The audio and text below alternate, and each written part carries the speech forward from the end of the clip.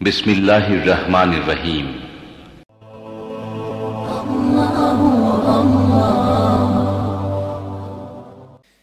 আমার নবীজি নাই এমন একটা সময় এক বেদুইন সাহাবী এসে সাইয়েদনা আলীকে পেয়ে বলতেছে, আলী, মাঝে মাঝে নামাজের মধ্যে আমার দুনিয়ার কথা মনে হয়, নামাজ কি আমার কবুল হবে নাকি?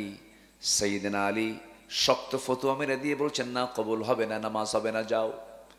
সাহাবী হতাশ হয়ে ফিরে গেলেন বাড়িতে। কিছুক্ষণ পরে রাসূল এসে বলছেন, আলী, তুমি আমার অনুপস্থিতিতে কাউকে কিছু বলেছো নাকি? হুজুর, আমি বলেছি। কি বলেছ? নামাজের মধ্যে দুনিয়ার কথা মনে হলে পরে নামাজ কবুল হবে না। শক্ত ফতোয়া তিনি দিয়ে দিয়েছেন। আমার নবীজি কিচ্ছু বললেন না, শুধু বলেন, আলী, সুন্দর করে ওযু বানায় নাও, নামাজে ওযু বানায় নিয়ে তুমি নামাজে 2 রাকাত নফল নামাজ আদায় তুমি দাঁড়ায়া যাও। 2 রাকাত নফল নামাজ শেষ হয়ে যাবে, আমি আমার পক্ষ থেকে তোমাকে সুন্দর একখানা চাদর উপহার দেব। আলী আনন্দ দেখে কে সাইয়েদনা আলী ওযু বানালেন, নামাজি দাঁড়ায় গেলেন। প্রথম রাকাত খুব মনোযোগ দিয়ে পড়লেন নামাজখানা। দ্বিতীয় রাকাতে নামাজ পড়তে নিয়া নামাজের মধ্যে তার মনে হয়ে গেল রাসূল জামাকে চাদরখানা দিতে চাইলেন। এই চাদরখানা মা আয়েশার ঘরের চাদর না, মা হাফসার ঘরের চাদর। মন চলে গেছে কোথায়? কোথায় চলে গেছে? চাদরে চলে গেছে। নামাজটা শেষ হয়ে গেল। সাইয়েদনা আলী সালাম ফিরছেন, আসসালামু আলাইকুম ওয়া রাহমাতুল্লাহ, আসসালামু আলাইকুম ওয়া রাহমাতুল্লাহ। সবকিছু আল্লাহর জন্য করতে হবে। আমার নবীজি সাহাবায়ে কেরামকে নিয়ে হিজরত করে মক্কা থেকে মদিনায় চলে এসেছেন। একজন মক্কা থেকে মদিনা পর্যন্ত এসে নবীর সামনে বসে বলে, হুজুর, আমি আপনার জন্য হিজরত করেছি। রাসূল মুস্কি হাসি মেরে বললেন, ও উপস্থিত ব্যক্তি, তুমি আমাকে এমন মিথ্যা কথা বলছো কেন? কেন হুজুর, আপনি বলুন। রাসূল বলছেন, না, তুমি আমার জন্য আসো নাই, দ্বীনের জন্য আসো নাই, তুমি এসেছো অমক মহিলা, তোমার প্রিয় মানুষ, সে হিজরত করেছে, তার লোভে তুমি মক্কা থেকে মদিনা আসছো। ইন্নামাল আমালু বিন্নিয়াতি, হাদিসের প্রেক্ষাপট হলো এটা। তুমি আমাকে খুশি করার জন্য আসো নাই। ওই নারী যদি হিজরত না করতে, তুমি হিজরত করতে না। তোমার নিয়তের বড় খেলাফ হয়েছে, তুমি মুহাজির নও। রাসূল তাকে ধরে ফেললেন। একটা হাদিস আমাকে দারুণ ভয়ের মধ্যে ফেলে দেয়, একটা হাদিস আমাকে দারুণ পেরেশানির মধ্যে ফেলে দেয়। মাঝে মাঝে যখন চিন্তা করি, আল্লাহ রে, ও আল্লাহ, তুমি এইভাবে পাকড়াও করবা না। হাশরের ময়দানে আল্লাহ রাব্বুল আলামিন দানবীরকে ডাক দেবেন, ও দানবীর, কি দান করেছে বলো? আল্লাহ, তোমার জন্য তোমার পথে এত সম্পদ দান করেছি। আল্লাহ বলবেন, না না, তুমি আমাকে খুশি করার জন্য দান করো নাই, তুমি দান করেছো সম্পূর্ণ মানুষের বাহবা নেবার জন্য। যাও জাহান্নামে। শহীদ সামনে দাঁড়ায় যাবে। আল্লাহ বলবেন, শহীদ, তুমি জিহাদে অংশগ্রহণ করে শাহাদাত বরণ করেছো, সবাই জানে, দুনিয়া জানে। বান্দা বলবে, হ্যাঁ আল্লাহ, তোমার জন্যই শহীদ হয়েছে। আল্লাহ বলবেন, না না, তুমি জিহাদে অংশগ্রহণ করেছিলা, তোমাকে মুক্তিযোদ্ধা বলবে, তোমাকে মুজাহিদ বলবে, তোমাকে সবাই বাহবা দিবে। এই নিয়তেই তুমি জিহাদ করতে এসে তুমি দুনিয়া থেকে বিদায় নিয়েছো। আমি তোমাকে শহীদের দরজা দিতে পারলাম না, যাও জাহান্নামে। অনেক আলেমদেরকে ধরা হবে, ও আলেম, তুমি ইলম অর্জন করেছো কিসের জন্য? বান্দা বলবে, আল্লাহ, তোমার দ্বীন শেখার জন্য, তোমাকে খুশি করার জন্য। না না, তোমাকে আলেম বলবে, তোমাকে হাফেজ বলবে, তোমাকে কারি বলবে, তোমাকে মুফতি বলবে, তোমাকে শাইখুল হাদিস বলবে, অনেক কিছু বলবে। তুমি এই বাহাবা নেবার জন্য তুমি ইলমটা হাসিল করেছো, আমার জন্য তুমি ইলমটা হাসিল করো নাই। যাও জাহান্নামে চলে যাও। তাহলে আমি এতক্ষণের আলোচনায় আমি আপনাকে যেটা বোঝাতে চাচ্ছি, বলুন তো, আমল আগে না নিয়ত আগে? জোরে জোরে জোরে জোরে জোরে জোরে বলেন। আমল আগে না নিয়ত আগে? বলেন। নিয়তটা সহি হবে, সমস্ত আমলগুলো কবুল করবেন তিনি আমার কে? আসতে বলবেন না, তিনি আমার কে? আল্লাহ তাআলা। আল্লাহকে খুশি করার জন্য সবসময় করতে হবে কাজগুলো। আল্লাহ আমার রাজি আছেন কিনা, আল্লাহ আমার খুশি হলেন কিনা। গোটা দুনিয়া একদিকে থাক, লাইয়াদুররুক, সে আপনার কোনো ক্ষতি করতে পারবে না, কিন্তু আমার আল্লাহ আমার দিকে আছেন, আমার আল্লাহ আমার কল্যাণ করবেন। গোটা দুনিয়ার মানুষ আপনার পক্ষে আছে, কিন্তু আল্লাহ আপনার পক্ষে নাই। গোটা পৃথিবীর মানুষ আপনার কোনো কল্যাণ করতে পারবে না, ঠিক কিনা? আমার সকল কল্যাণ অকল্যাণ কার হাতে? আসতে বলবেন না, কার হাতে? আল্লাহর হাতে। এই জন্য নফসের শুদ্ধতা আনতে হবে। নফসের ভিতরে যদি দুনিয়াবি কোনো লক্ষ্য থাকে, আখিরাত কেন্দ্রিক কোনো চিন্তা না থাকে, আল্লাহর খুশি করা যদি কোনো চিন্তা না থাকে, সমস্ত আমলগুলো আমার নষ্ট হয়ে যাবে। আপনি কি জানেন বহু মুসল্লি নামাজ পড়ার পরও জাহান্নামে চলে যাবে?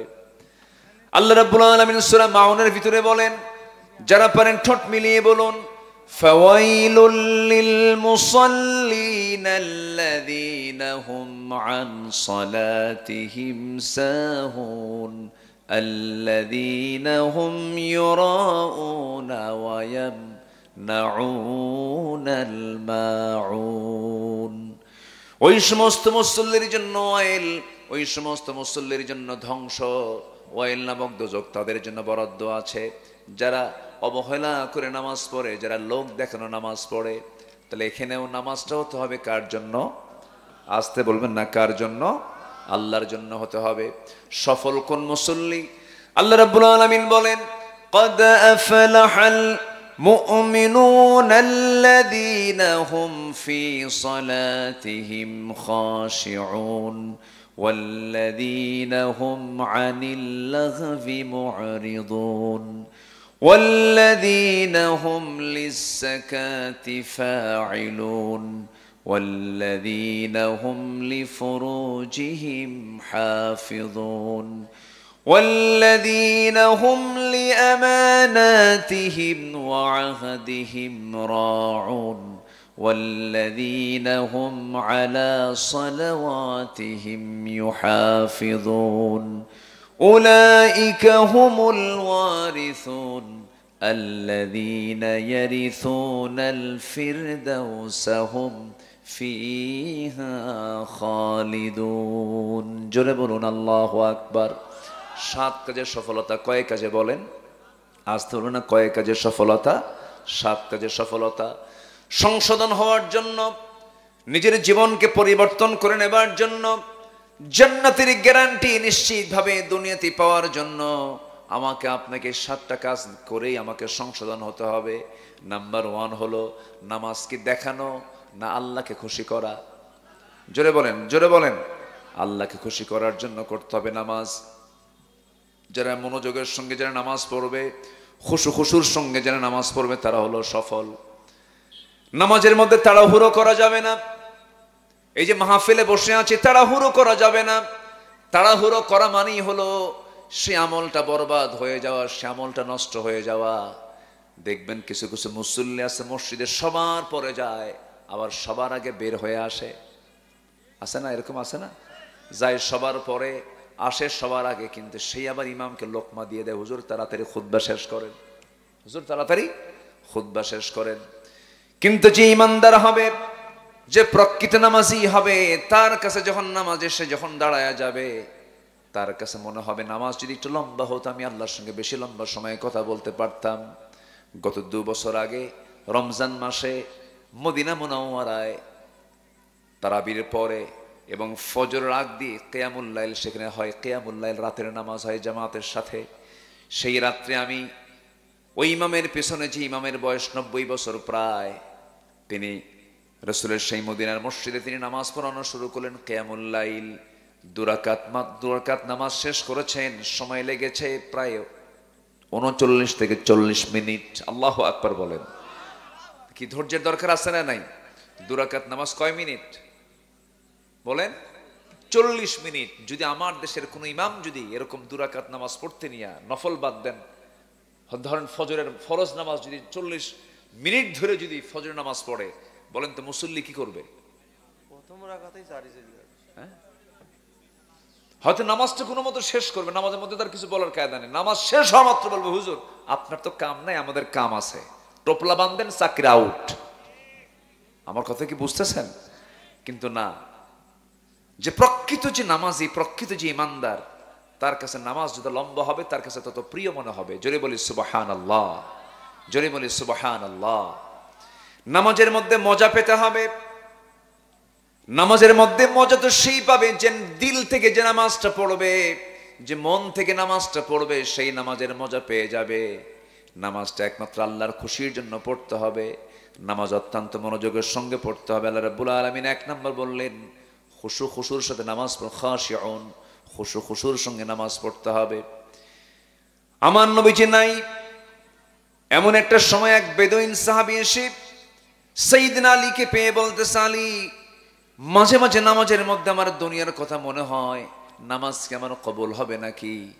সাইয়েদনা আলী শক্ত ফতোয়া মেরে দিয়ে বলছেন, না, কবুল হবে না, নামাজ হবে না, যাও।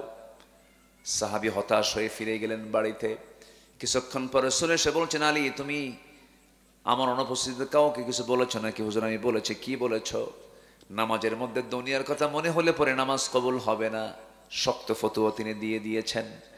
আমার নবীজি কিচ্ছু বললেন না, শুধু বলেন, আলী, সুন্দর করে ওযু বানায় নাও, নামাজে ওযু বানায় নিয়ে তুমি নামাজে 2 রাকাত নফল নামাজ আদায় তুমি দাঁড়ায়া যাও। 2 রাকাত নফল নামাজ শেষ হয়ে যাবে, আমি আমার পক্ষ থেকে তোমাকে সুন্দর একখানা চাদর উপহার দেব। আলী আনন্দ দেখে কে সাইয়েদনা আলী ওযু বানালেন, নামাজি দাঁড়ায় গেলেন। প্রথম রাকাত খুব মনোযোগ দিয়ে পড়লেন নামাজখানা। দ্বিতীয় রাকাতে নামাজ পড়তে নিয়া নামাজের মধ্যে তার মনে হয়ে গেল রাসূল জামাকে চাদরখানা দিতে চাইলেন। এই চাদরখানা মা আয়েশার ঘরের চাদর না, মা হাফসার ঘরের চাদর। মন চলে গেছে কোথায়? কোথায় চলে গেছে? চাদরে চলে গেছে। নামাজটা শেষ হয়ে গেল। সাইয়েদনা আলী সালাম ফিরছেন, আসসালামু আলাইকুম ওয়া রাহমাতুল্লাহ, আসসালামু আলাইকুম ওয়া রাহমাতুল্লাহ। সালাম ফেরা শেষ, নবীর চোখে চোখ পড়ে গেল। রাসূল তার দিকে তাকায় আছেন, আলীও তার দিকে তাকায় আছেন, মুস্কি মুস্কি হাসতেছেন দুইজনই। রাসূল বলছেন, আলী, মুস্কি মুস্কি হাসো কেন? হুজুর, আপনি যে কারণে আমিও সেই কারণে।